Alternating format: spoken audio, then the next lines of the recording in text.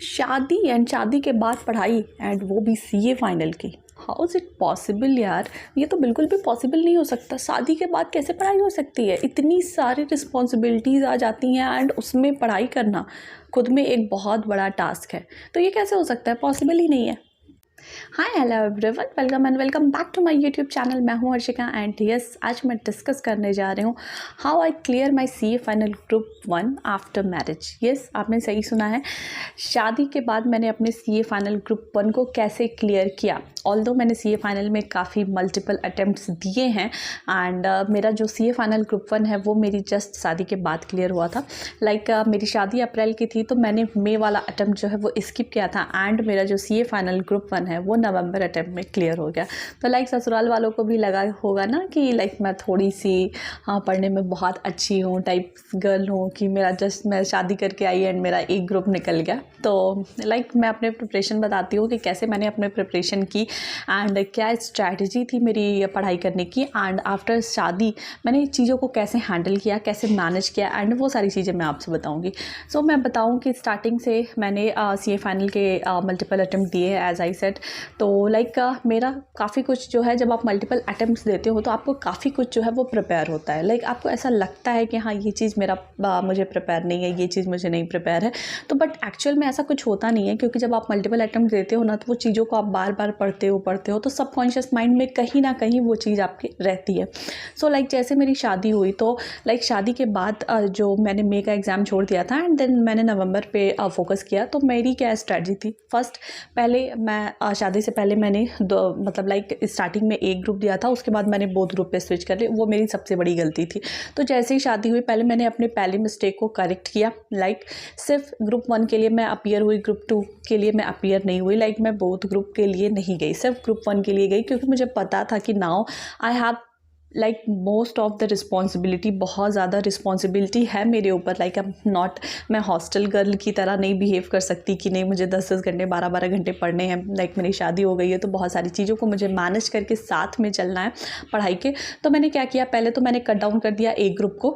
मैंने सिर्फ CA final group 1 का ही एग्ज़ाम दिया, ठीक है। उसके बाद मैंने अब मेरी सेकेंड स्ट्रेटजी क्या थी, जब मैंने पहले एग्ज़ाम दिया था शादी से पहले जब मैंने एग्ज़ाम दिया था तो उसमें क्या होता था कि एग्रीगेशन में प्रॉब्लम आती थी। सिंगल इंडिविजुअल जो सब्जेक्ट है उसको क्लियर करने में प्रॉब्लम नहीं आती थी, एग्रीगेशन में प्रॉब्लम आ जाती थी। एंड जो मुझे कम नंबर मिल रहे थे वो मेरे ऑडिट एंड लॉ में मुझे नंबर नहीं मिल पा रहे थे। तो जस्ट जब मेरी शादी हुई उसके बाद मैंने क्या स्ट्रैटेजी किया कि नहीं, मैं अपने ऑडिट एंड लॉ में बहुत ज़्यादा फोकस करूँगी। इस स्ट्रैटेजी का ये मतलब था कि मैंने आइडेंटिफाई कर लिया था कि जब मैंने अपने पहले अटैम्प्ट्स दिए थे तो उसमें मैंने ये आइडेंटिफाई कर लिया था कि मेरा वीक एरिया क्या है एंड मुझे उस पर फोकस करना है। तो आई फाइंड इट कि मेरा जो वीक एरिया है वो मेरा ऑडिट एंड लॉ है। आप कह सकते हो कि थियरी पेपर जो था वो मेरा वीक एरिया था। तो मैंने उस पर काम करना स्टार्ट किया। जैसे मैंने थियरी पेपर को पहले कंप्लीट किया, उसकी पढ़ाई जो है वो मैंने पहले स्टार्ट की। तो जैसे मैंने ऑडिट एंड लॉ को आप कहते हो कि जैसे जब हम लोग जब 10th स्टैंडर्ड में थे तो एक सोशल साइंस करके एक सब्जेक्ट था जो मुझे कभी भी समझ में नहीं आया था हिस्ट्री में, एंड उसको मैं हमेशा रखती थी।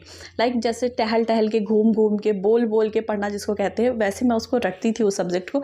तो वही चीज़ मैंने लॉ एंड ऑडिट में करना स्टार्ट कर दिया। मैं उसको टहल टहल के, मॉर्निंग में मैं जल्दी उठ जाती थी शादी के बाद, उसके बाद मैं छत पे चली जाती थी एंड मैं वहाँ की अपनी कॉपी लेके जो मैंने नोट्स बनाए थे, जो भी मैंने, क्योंकि पहले मैंने एग्ज़ाम दे रखा था तो हाँ नोट्स वगैरह थी मेरे पास, मुझे कोचिंग क्लासेस वगैरह की किसी की ज़रूरत नहीं थी। शादी के बाद जस्ट मैंने सिर्फ और सिर्फ प्रिपरेशन ही की है।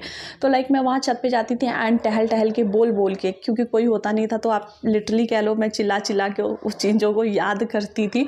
मुझे अभी भी याद है, वो पिक्स भी है मेरे पास जो छत पे इन्होंने मेरी पिक्स ले ली थी मेरी पढ़ाई करते हुए। तो वो चीज़ मैं ऐसे करती थी, मॉर्निंग में उठ जाती थी एंड उसके बाद जो घर का काम है, जैसा है, जो भी है करना है, टिफ़िन बनाना है, जो भी चीज़ें हैं वो मैनेज मैं करती थी।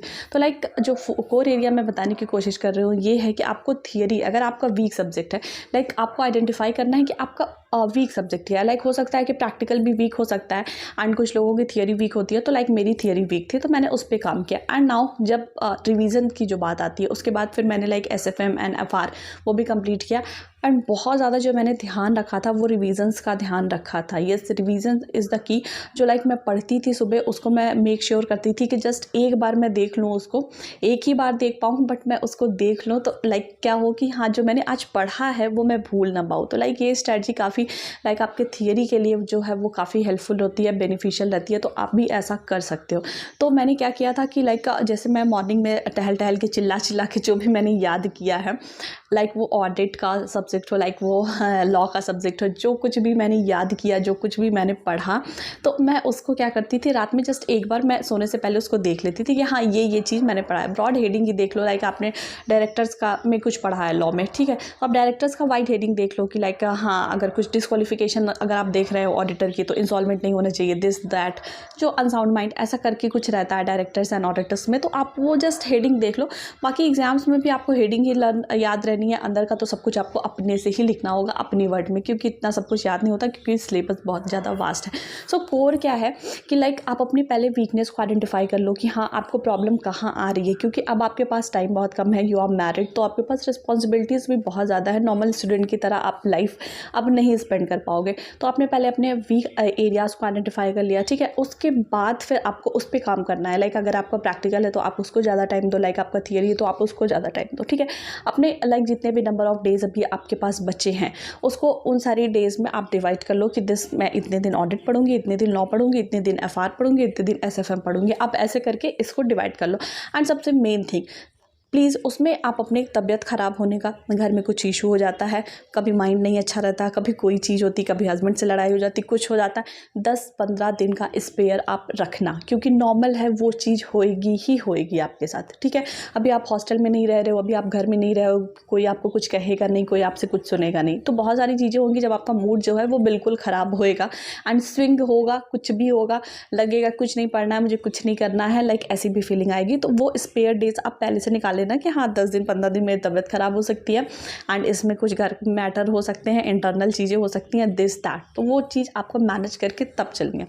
लाइक इस तरह से अगर आप अपने स्ट्रैटेजीज़ को बनाओगे एंड तो शादी के बाद भी हाँ मेक श्योर लाइक मैं जैसे मैंने क्लियर किया है तो लाइक आप भी क्लियर कर सकते हो, बहुत ज़्यादा कुछ इशू नहीं आएगा, बस ठीक है स्ट्रैटेजी पे आपको काफ़ी अच्छे से फोकस करना होगा। एंड जब आप काफ़ी अच्छे से इन चीज़ों को फोकस करोगे एंड अपनी पढ़ाई पे ध्यान दोगे एंड बाकी चीज़ों को आपको छोड़ना पड़ेगा। लाइक जैसे शादी हो जाती है तो बहुत सारी चीज़ें हो जाती है कि कभी किसी ने ये कह दिया, कभी किसी ने वो कह दिया, तो जिसको जो कहना है वो कहे, ठीक है। आप सिर्फ अपनी पढ़ाई पे ध्यान देना एंड अपना जो काम है वो तो आपको, जो आपकी रिस्पॉन्सिबिलिटी है उसको तो आपको निभाना ही होगा।